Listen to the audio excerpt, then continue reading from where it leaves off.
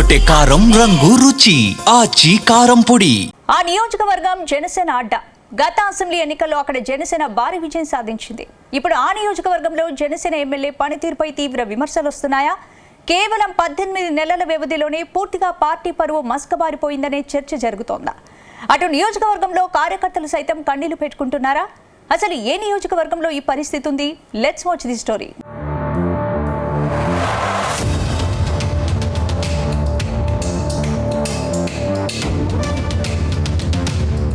Kakinada rural నియోజకవర్గం 2009లో కొత్తగా ఏర్పడింది.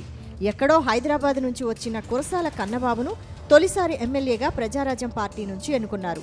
2014లో పెద్దాపురం నియోజకవర్గంకు చెందిన పిల్లి అనంతలక్ష్మిని ఎమ్మెల్యేగా ఎంపిక చేశారు.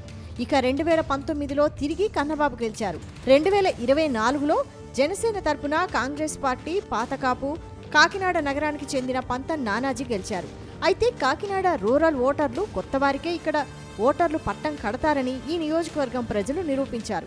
అందుకే కొత్తగా వచ్చిన పంతం నానాజీకి పట్టం కట్టారు. కానీ వచ్చే ఎన్నికల్లో మళ్లీ ఎవరికి అవకాశం కల్పిస్తారో అన్న చర్చ జరుగుతోంది.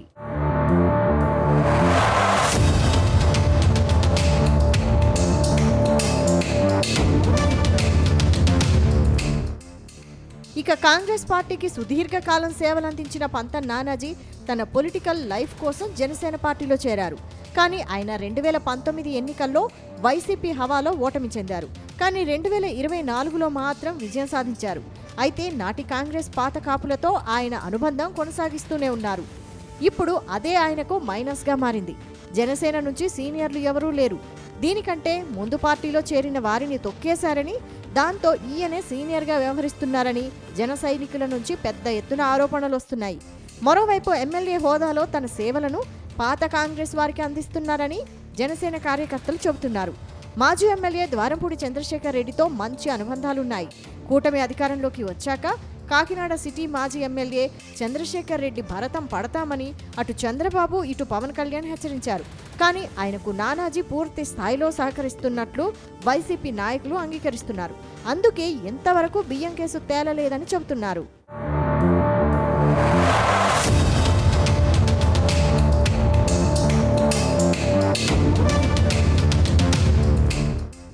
మరోవైపు పంతం నానాజీ అధికారంలోకి వచ్చాక కుటుంబ పెత్తనం పెరిగిపోయిందని, అలాగే కొందరు నాయకులు అసాంఘిక కార్యక్రమాలకు పాల్పడుతున్నారని పెద్ద ఎత్తున ఆరోపణలున్నాయి. ఆయన సోదరి గతంలో ఐసీడీఎస్లో అనంతరం డిఆర్డీఏలో పనిచేసి పదవీ విరమణ చేశారు. ఇప్పుడు ఆ రెండూ కూడా ఆమెనే పర్యవేక్షిస్తున్నారు. ఆయన కుమారుడు సెటిల్మెంట్లకే పరిమితం. ఆయన మేనల్లుడు పూర్తిగా రియల్ ఎస్టేట్ వ్యవహారాలు చూస్తున్నాడని ఇంటెలిజెన్స్ వర్గాలు నివేదికలు పంపాయి.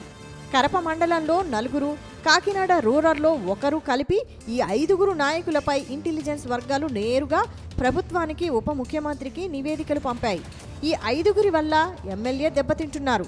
వారు పూర్తిగా కాంట్రాక్టులు చేయడం, అధికారులను వెంటేసుకు తిరగడం, కేవలం పార్టీ వారికే కార్యక్రమాలు అందేలా చూడడం చేస్తున్నారు.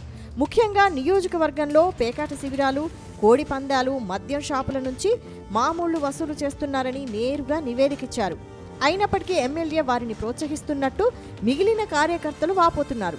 కొందరు మద్యం షాపు యజమానులు ఆరోపణలు చేయడమే కాక షాపులు మూసివేస్తామని హెచ్చరికలు జారీ చేశారు. పార్టీ పూర్తిగా బలహీనపడుతోందని నిజమైన జన సైనికులు ఆవేదన వ్యక్తం చేస్తున్నారు.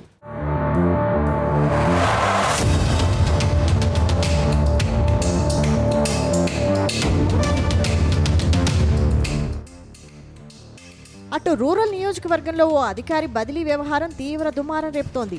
కరప మండలంలో ఓ అధికారి మండల స్థాయి అధికారి అయినప్పటికీ ఆయనకు మండల అధికారిగా కీలక పోస్ట్ ఇచ్చారు. కేవలం ఎమ్మెల్యే బంధువు కావడమే ఆయన అర్హత అని మిగిలిన అధికారులు వాపోతున్నారు. అలాగే ఎక్కడో ఏజెన్సీలో పనిచేసే అధికారిని డిప్యుటేషన్ పేరిట కాకినాడ రూరల్లో నియమించారు.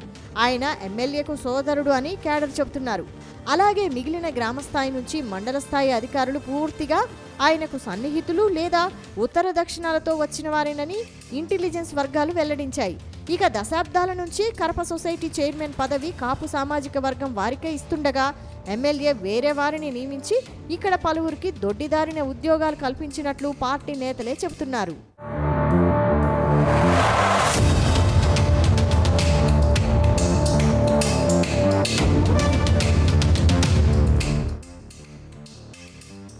సొసైటీలు ఆలయాలలో పెద్ద ఎత్తున ఉద్యోగ నియామకాలు జరపడంపై అధికార పార్టీ నేతలు కూడా మండిపడుతున్నారు.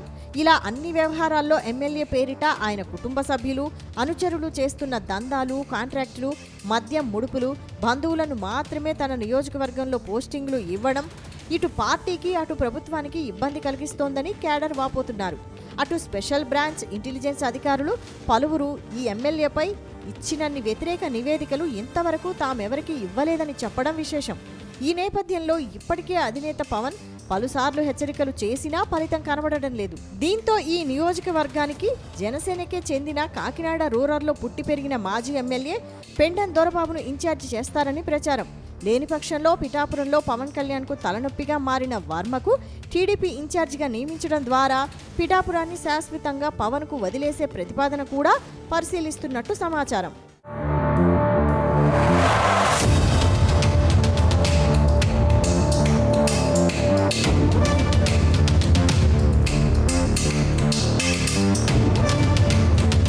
గుమగుమల వంటలే వంటలే తెరకొట్టే కారం రంగు రుచి ఆచి కారం పొడి.